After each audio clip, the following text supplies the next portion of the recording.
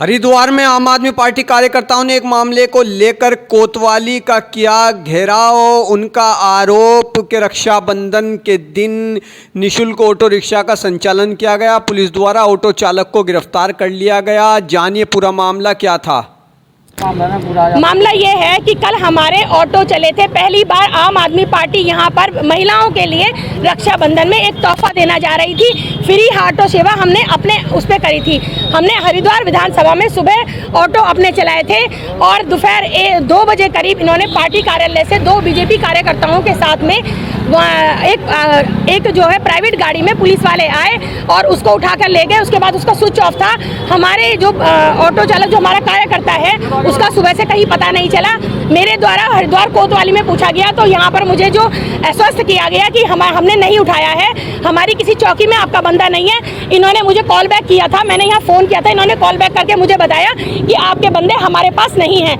रात को जब इन्होंने देखा कि यहाँ पर हमारे कार्यकर्ता लोग बैठ चुके हैं, तहरीर हमने दी है। अगर इनके मन में चोर नहीं था तो हमारी तहरीर क्यों नहीं ली गई? और जब हमारी तहरीर नहीं ली गई तो हमारे कार्यकर्ता और हमारे पदाधिकारी यहाँ पर बैठ गए। उसके बाद बताया गया कि उस पर मुकदमा दर्ज है। मैं जानना चाहती हूँ कि मुकदमा क्या उन लोगों पे भी दर्ज है जो बीजेपी के होल्डिंग और पोस्टर लग रहे हैं, जो अवैध लग रहे हैं? और जो मेरी 17 जुलाई को मैंने एक तहरीर दी है जिसकी कॉपी मेरे पास है, उसके लिए आज तक इन्होंने कोई, अगर पुलिस इतनी एक्टिव है तो फिर पुलिस ने उस पर कार्रवाई क्यों नहीं करी? ये साफ साफ पता चल रहा है कि बीजेपी के साथ गठजोड़ है और ये बीजेपी के दबाव में है, ये बड़े बड़े नेताओं के दबाव में है। आज पुलिस जिस दबाव में आकर जिस तरह से इन्होंने जो हरकत करी है कल, तो उसके हम खिलाफ है। हम अपने जो यहाँ पर राकेश यादव की जो गिरफ्तारी हुई है, हम उसको रिहा कराने की इन्होंने कहा है कि हमने उसे गिरफ्तार किया है। हम 12:30 बजे तक कल यहाँ बैठे थे और इन्होंने आज के लिए बोला था। आज हमें यहाँ पर जो है राकेश यादव रिहा चाहिए। किस जुर्म में उसे गिरफ्तार किया गया है? झूठे नहीं, उन्होंने झूठे मुकदमे लगाए गए, अज्ञात में उसको गिरफ्तार किया है। 70 विधानसभाओं में हमारे होल्डिंग पोस्टर लग रहे हैं, लेकिन तुम किसी ऑटो चालक को जो कि फ्री में सेवा दे रहा है तुरंत उठा के ले जाओ। तो ये साफ साफ नजर आता है कि ये एक चाल थी, सोची समझी चाल थी। ये कल एक हमारे राकेश यादव जी हैं, आम आदमी पार्टी के कार्यकर्ता हैं, उन्होंने घोषणा करी थी 2 दिन पहले ही कि मेरे 4 ऑटो हैं और रक्षाबंधन के दिन उनमें बहनें अपने भाई को फ्री राखी बांधने जा सकती हैं। तो उसी को लेकर जैसी घोषणा हुई उन्होंने अपने 4 ऑटो लगाए तो तुरंत पुलिस ने उनको अरेस्ट किया। अरेस्ट करने के बाद उनको जेल में डाल दिया। मुकदमा शाम को लिखा गया। लिखने के बाद में जब परिजन यहाँ आए कि भाई हमारा आदमी कहाँ है, उनको पता नहीं चला कि भाई हमारे परिवार का व्यक्ति कहाँ है, तो पुलिस कुछ बताने को तैयार नहीं थी। जब हम लोग सारे इकट्ठे हुए तो रात को मुकदमा दर्ज किया गया। मुकदमा दर्ज करने के बाद बताया गया कि उसके खिलाफ़ मुकदमा दर्ज है। हम लोग केवल यहाँ इकट्ठे इसलिए हुए कि भाई उसका अपराध क्या था, उसका गुनाह क्या था। केवल मेरी यदि गाड़ी है और मैं फ्री चलाना चाहता हूँ तो इसमें अपराध क्या है?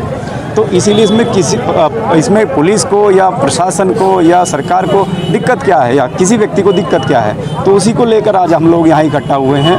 अभी तक भी ऐसा पुलिस ने ऐसा बर्ताव कर रही है जैसे वो 307, 302 का मुजरिम हो वो।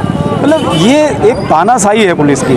इस तरीके से तो कहीं ना कहीं मुझे लगता है कि बीजेपी की छवि खराब हो रही है, तो ये अच्छी बात नहीं है। लोकतंत्र में सबको अपनी बात रखने का अधिकार है। ये कहीं उसके पीछे कई जो पोस्टर लगे केजरीवाल जी के और बिल्कुल के पीछे और कहीं ऐसा तो नहीं है कि नहीं, बिल्कुल ये कहीं ना कहीं पुलिस सरकार के दबाव में काम कर रही है। आज हम लोग रात से हमारे कार्यकर्ता यहाँ कोतवाली के बाहर पड़े हैं। पुलिस बताने को तैयार नहीं है कि हमारा आदमी है कहाँ गिरकर। अब पुलिस ने जाके बताया कि आपके आदमी को हमने कोर्ट में भेज दिया है। तो ये एक तानाशाही है। कहीं ना कहीं मुझे लगता है कि जो केजरीवाल की उत्तराखंड में लोकप्रियता बढ़ती जा रही है उसका ही एक ये नतीजा देखने को हमें मिल रहा है। देखिए, हमारी ये मांग है, इससे पहले भी हम 2 बार तहरीर दे चुके हैं, उस पर पुलिस द्वारा कोई कार्रवाई नहीं की गई। आज रात 1:30 शाम तक हमें 8 बजे तक ये कहा गया कि हमने हर चौकी, हर थाने, हर कोतवाली में हमने संपर्क किया कि भाई क्या मामला है। इन्होंने अनभिज्ञता जता दी। इन्होंने कहा हमें कुछ नहीं पता कहाँ है क्या है ना। हमने तहरीर देनी चाहिए, इन्होंने तहरीर नहीं ली हमारी। रात 8 बजे हमें COCD द्वारा हमें कहा गया कि उन पर मुकदमा पंजीकृत है। हमने मुकदमे की कॉपी मांगी, इन्होंने कॉपी देने से मना कर दिया। एक व्यक्ति जो निःशुल्क माँ बहनों के लिए यात्रा चला रहा था, ऐसी क्या आफत आ गई कि उसे 2:30 बजे गिरफ्तार करके और क्या हम कहते हैं 8 बजे आप कह रहे हो मुकदमा पंजीकृत है। हमने कहा कि मुकदमे की हमें एक कॉपी दे दो, हम भी देख लें, हम भी जान लें मुकदमा क्या है, लेकिन कोई बताने को तैयार नहीं, कोई मुकदमा मतलब कॉपी देने को तैयार नहीं। और ये हमें उल्टा कह रहे हैं कि प्रेस में देख लेना जो आ जाएगा। तो कुल मिला के ये है कि सत्ता पक्ष का दबाव है, सत्ता पक्ष के दबाव में आकर पुलिस प्रशासन पूरी तरह काम कर रहा है। हम ये चाहते हैं, हमारी ये मांग है कि आप अगर पुलिस निष्पक्ष है, अगर प्रशासन निष्पक्ष है, तो पहले हमारी FIR की जो हमने आप तहरीर दी उस पर कार्रवाई क्यों नहीं हुई? उसके बाद हमारे पास लाल मंदिर में मारपीट हुई, उस पर अब तक कोई क्यों नहीं कार्रवाई हुई? और दूसरी लास्ट बात यह है कि अगर पुलिस निष्पक्ष काम कर रही है तो मेरा इनसे अनुरोध है कि जितने भी बीजेपी के होल्डिंग लगे हुए हैं, आप उनको भी संज्ञान लेके आप उन पर भी कार्रवाई करें। हम तो मानेंगे कि पुलिस निष्पक्ष होकर काम कर रही है।